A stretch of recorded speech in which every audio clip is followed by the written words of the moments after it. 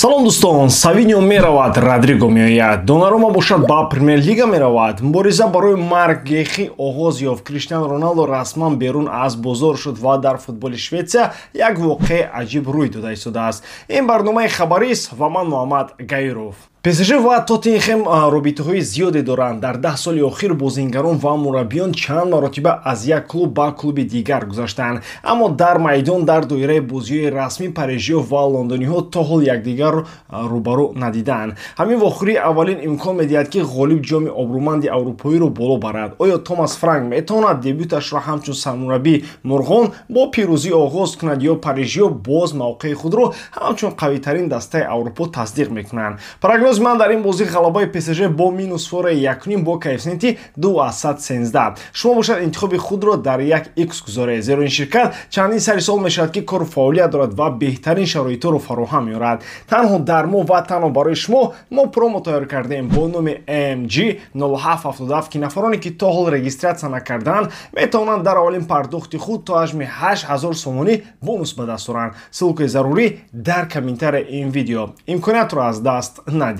Чанд рӯз боз видео набаровардам. Дар футбол пур аз ҳодиса шуд. Аввал аз хабари Тоттенхем оғоз мекунем. Онҳо ба Манчестер Сити муроҷиат карданд то вингери онҳо Савиньоро ба даст оранд. Гуфта мешавад ки гуфтушунидҳо аллакай оғоз шуданд. Ин хабар ғайричашмдош буд, зеро Савиньо танҳо соли гузашта бо 13 миллион евро ба Сити омад. Ӯ лаҳзаҳои хуб нишон дод ва зиёда аз 10 паси голӣ дод, аммо ҳанӯз дар анҷоми ҳамлаҳо устувор нест. Бешак истеъдод дорад, вале Сити аллакай хати ҳамла шо пурқувват кардааст. Ба гуфтаи нашраи бразилӣ О Глобо, худи Савиньо мехоҳад пеш аз ҷоми ҷоҳонии 2026 бештар бозӣ кунад, чунки ба даъвати охирини тими миллӣ наафтод. Ба фикри ман ин гузариш барои ҳамаи тарафҳо фоидаовар мешавад. Барои Савиньо ҷои асосӣ дар шпорҳо ва бозӣ дар сатҳи баланд. Барои Тоттенхем бозингари бисёрҷониба ва умедбахш. Барои Сити фоида аз фурӯш ва имконият барои харидани ҳадафи асосияшон Родриго.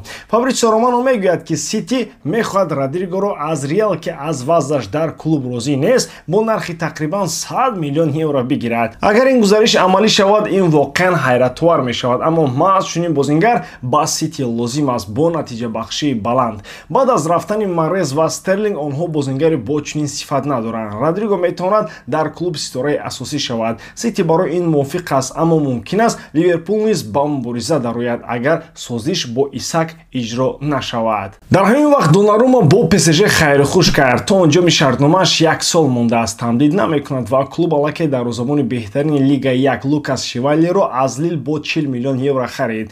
Ин нишон медиҳад ки Донарумма дигар барои клуб лозим нест. Ӯ ҳатто ба ҳайати ПСЖ барои суперҷоми УЕФА дохил нашуд. Гуфта мешавад ки мумкин аст шартномаро то охир бозӣ кунад ва баъд ройгон равад, аммо ПСЖ мехоҳад ӯро ҳар чӣ зудтар фурӯшад. Ҳоло ду даста эҳтимоли зиёд доранд: Манчестер Юнайтед ва Челси. Юнайтед кайҳост ки дар ҷустуҷӯи дарвозабони нав аст. Эмилиано Мартинес ҳам номбар шудааст, аммо Астон Вилла ӯро арзон намедиҳад. Донарумма бошад метавонад 23 миллион евро арзиш дошта бошад. Маошаш баланд аст, аммо агар клуб маоши Каземироро дода тавонад, пас барои дарвозабони итолиёвиам роҳ пайдо мекунад. Савол ин аст ки оё ғолиби Лигаи Қаҳрамонҳо ба дастаи бидуни ин мусобиқа меравад? Челси кӯшиш кард Меньянро бигирад, нашуд. Донарумма аз рӯи сатҳ ба ӯ баробар аст. Ҳоло онҳо ба Санчес бовар доранд, аммо Челсиро мешиносем, метавонад як бозингари муҳимро фурӯшад ва фавран як хариди гарон кунанд. Дар Англия боз як хабар. Президенти Кристал Пэлас гуфт ки мумкин аст капитан Марк Гюхиро фурӯшанд агар пешниҳоди хуб ояд. Чунин бозингарро ройгон аз даст додан хатарнок аст.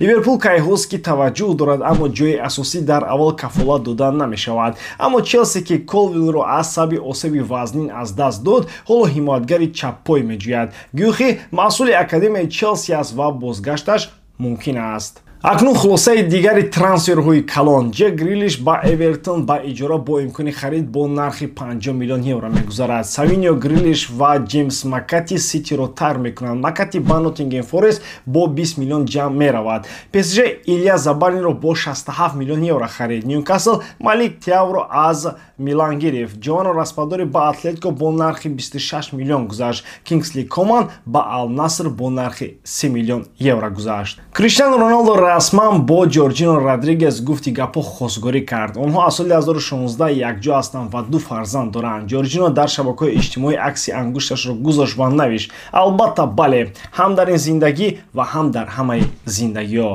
Ва ниҳоят воқеаи аҷиб дар футболи Шветсия. Клуби Нёлбю аз як деҳаи моҳигарӣ бо аҳолии камтар аз 1000 нафар ҳоло дар ҷадвали Алвенскан пешсаф аст бо 4 имтиёз бартарӣ ва 11 бозӣ то анҷоми мавсим. Соли 2016 онҳо дар Лигаи сеюм қариб муфлис шуданд, аммо имрӯз имкони ҳақиқӣ роҳ ёфтан ба Лигаи қаҳрамонҳоро дорад.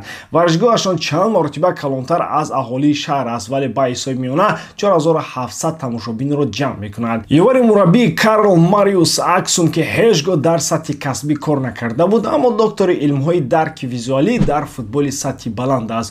ӯ бо сармураббӣ Андерс Торстенсен якҷоя клубро ба довталаби унвон табдил дод. ҳамин тавр ҳафтаи пур аз ҳодиса дар ҷаҳони футбол гузашт. Хай дӯстон, дар паноҳи Аллоҳ.